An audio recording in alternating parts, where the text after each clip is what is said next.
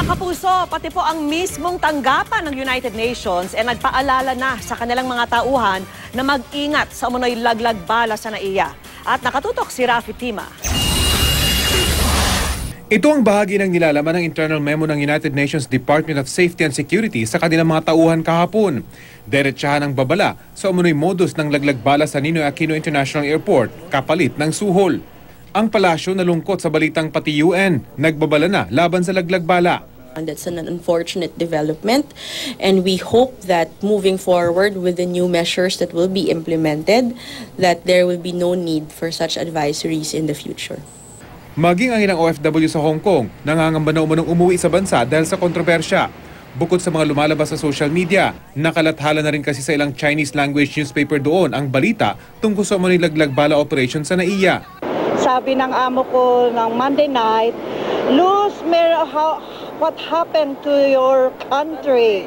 Eh, sabi, I don't know. Oh, pinakita niya itong newspaper. Sabi niya, next time when you go home, you have to take, mag-ingat ka. You have. Kahapon, dumulog din sa NBI ang maginang ito na nabiktima rin umano ng laglag bala sa NAIA Terminal 3 noong October 27.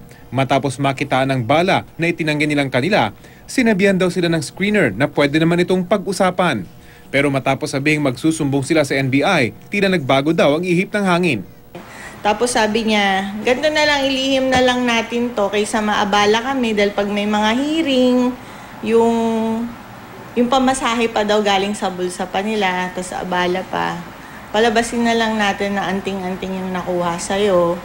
Ang isang dating biktima ng umunoy laglag bala operation sa NAIA Terminal 1 noong 2011, nagpayo sa mga nagrereklamo na dapat magsampa sila ng kaso.